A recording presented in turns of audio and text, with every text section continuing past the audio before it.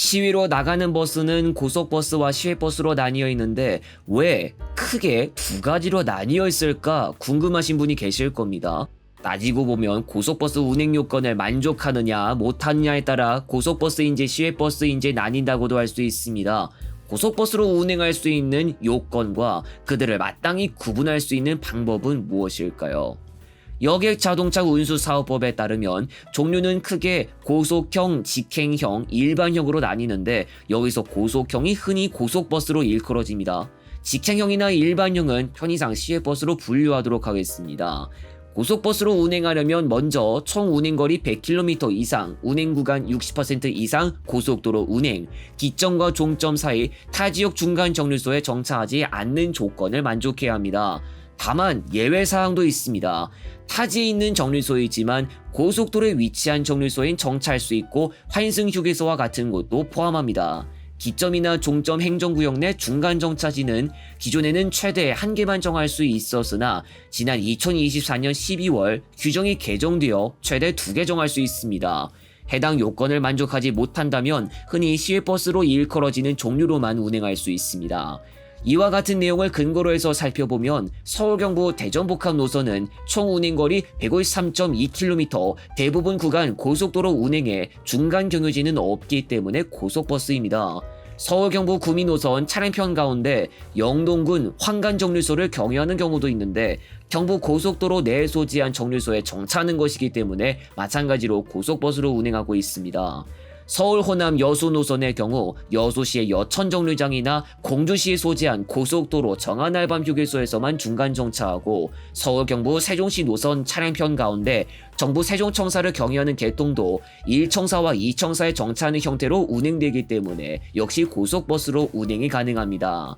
반면 아름동 국민건강보험공단과 국무조정실, 국책연구단지, 세종시청에 경유하는 개통은 규정상 시외버스로만 가능합니다. 중간 정차지는 한 곳이나 운행거리 100km 미만인 관계로 고속버스로 운행하지 못하는 노선도 존재합니다. 이와 같은 노선은 고속버스로 운행할 수 있었으나 오래전 규정 변경으로 인해 시외버스로 형태를 바꿔야만 했습니다. 대구 서부에서부터 진주까지 운행하는 차량편은 합천을 경유하고 운행구간 다수에 해당하는 고령군 인근에서부터 진주시까지 국도를 이용하기 때문에 시외버스로만 운행할 수 있습니다. 여러분이 온라인에서 버스 승차권을 예약하실 때 운행 순서를 통해서나마 고속버스와 시외버스를 어느 정도만 구별할 수 있습니다. 역시나 예외가 있습니다. 동서울 터미널에서부터 속초 시외버스 터미널까지 완벽하게 무정차로 운행하는 버스 노선이 시외버스로 운행하는 경우도 있습니다. 서울 경부 조치원 노선도 현재 시외버스로 운행하고 있는데 고려대와 홍익대 정류소 등 두 곳 중간 정차로 인해 이미 시외버스로 바뀌었습니다.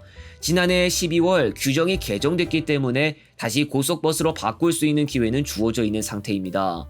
인천공항 인천터미널 김해 노선은 인천공항 내 1터미널과 2터미널이 하나의 정류소로 간주되는 사례를 적용받고 있습니다.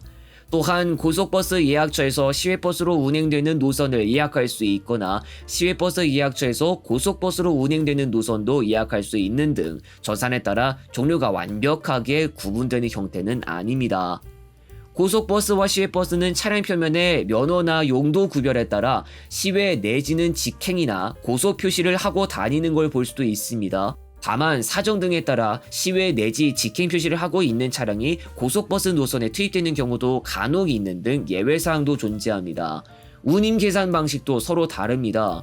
고속도로를 주로 이용한다고 가정하면 오히려 시외버스가 좀 더 저렴하게 계산되는 특징을 가지고 있습니다.